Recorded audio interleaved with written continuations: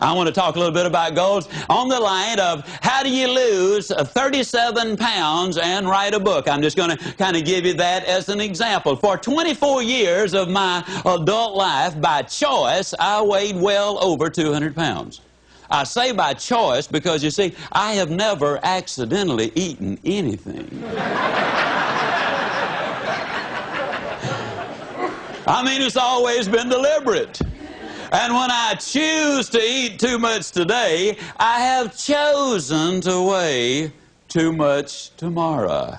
You can choose to set goals and realize your potential, or you can choose not to set them. Now, if you choose not to set them, you got to understand that the consequences are not going to be good down the road. For 24 years, I was going to lose that weight. As a matter of fact, in 24 years, I lost several thousand pounds of weight. How many of you already know exactly what I'm talking about?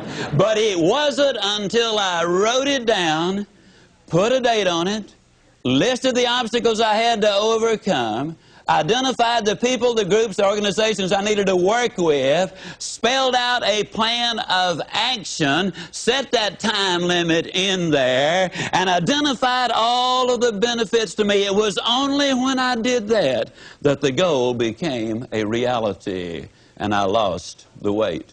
For 10 or 15 years, I was going to write a book. You know anybody who's going to do just a whole lot of things, folks? I was going to write a book. But it wasn't until I got busy writing the book and writing the plans first before the book ever materialized. Now, if it sounds like I'm trying to sell you on having goals, how many of you are getting close already? How many of you are becoming convinced right quick like that you need to have those goals? There's no question about it. The immortal J.C. Penney many, many years ago said, "Give me a stock clerk with a goal, and I'll give you a man who will make history. But give me a man without a goal, and I'll give you a stock clerk."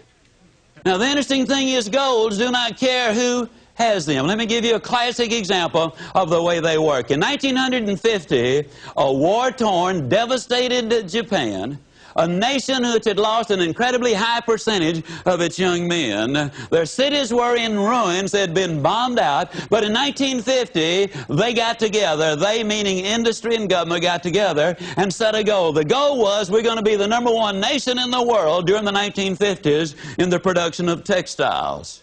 In 1959, ladies and gentlemen, they accomplished that objective. In 1960, they set another goal. We're going to be the #1 nation in the world in the production of steel. Now, when you understand there's no iron ore in Japan of any significance, there's no coal of any significance there, we're going to be the #1 nation in the world in the production of steel, it seemed like an absurd goal, and yet they reached their objectives. They had taken all of the steps. In 1970, the Japanese set another goal. They said during the 70s, we'll be the #1 nation in the world in the production of automobiles. They missed it, folks.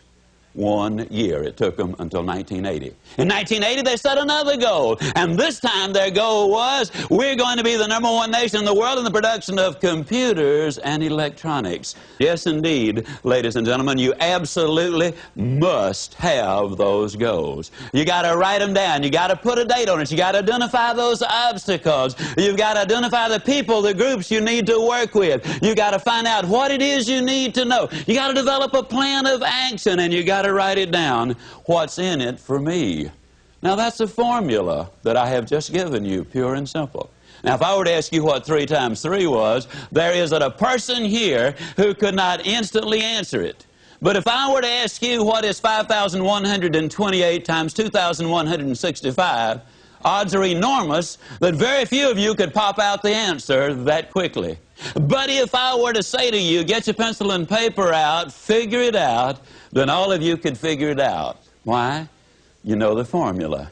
Now, you see, if you know the formula, it really doesn't make any difference, ladies and gentlemen, what the goal really is. When I started to write the book, I took precisely the same steps that I'm talking about. I wrote down the objective. I wrote down the time I completed or expected to complete the book. I identified the obstacles there. And yes, I know this is repetitious. It's the mother of learning. I wrote out and identified the people, the groups, the organizations I needed to work with. I devised a plan of action to do it. I spelled out what I needed to know, and I wrote it all down, what's in it for me.